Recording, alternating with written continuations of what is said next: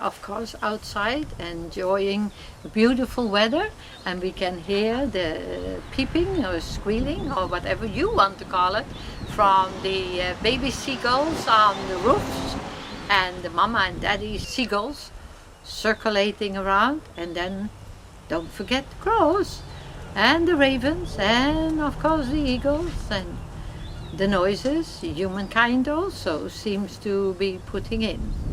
But other than that, let us go to something that's much more serious.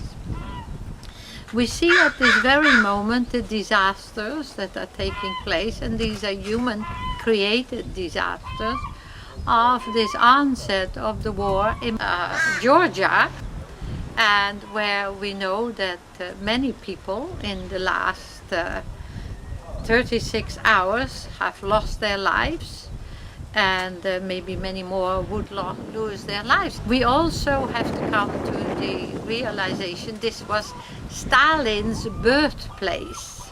If that makes any difference for you to think that Czar Putin might want to have his interest in reclaiming all this. There is great interest and of course tremendous amount of danger into what is taking place.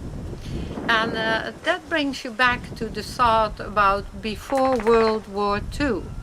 And many people will say, what has World War II got to do with this? Well, a lot, a great deal.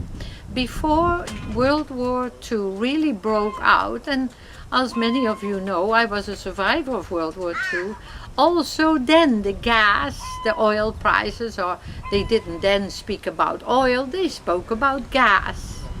And I remember that my custodial father, they had a beer brewery, 3 Horseshoe beers, and they then had to hitch up a span of horses in front of their trucks to pull the trucks to deliver the beer to the people in the town and villages and wherever, because there was not a sufficient amount of gas for these vehicles.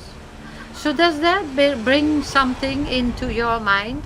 That was not too far away from when the war actually became a total reality, where so many people needlessly lost their life. And when someone had a conversation with me and I had to correct them, and I said, no, in Germany a tremendous amount of people there too lost their lives, and not all people in Germany were on the side of this tool of the United States called Hitler. And let us not even think that we can eradicate this from history, because Adolf Hitler was a tool of the United States. This is a tool, and this is so many a try by the same people to attain world order, world government, new world order, as they are going to manipulate to bring all the churches, all the religions under one umbrella from Vatican, of course, because Vatican is still the one that cracks the whip. Might it be that is the one that holds its claws all over the planet and reigns behind the scene? Now I, of course, go and get all the Roman Catholic people to jump up and down and in rage. Maybe you should study your own history, but study it out of an open mind, and don't go to Encyclopedia Britannica because it's owned by Vatican. Don't go by Time magazine, it no longer, it is owned by Vatican. And lately it seems that that CNN has also become very much so in the pocket. All you need to do is look at Mr. Wolf Blitzer, who gets all his hoopla certificates and appraises from Vatican colleges, schools, institutions. And who else might be in the power of Vatican? We do at the moment.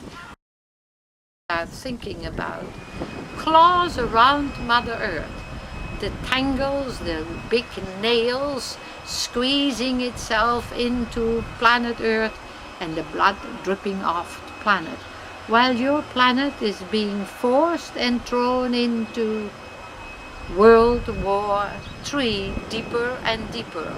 Might it be soon, as all of you have your attention to Georgia, that in the meantime they prepare to attack and go to slaughter other hundreds of thousands of people in Iran? And with this I give all good wishes and strength to all Zarathustrans all around the world who are trembling and who are worried about their very, very ancient sites and the artifacts that are hidden or covered up. But we can't help that the new regime that's there hasn't done much either to preserve your ancient identity. And with this, of course, as you hear, everybody needs to make their human noises. We wish you well. Happy, happy, happy day. Be strong.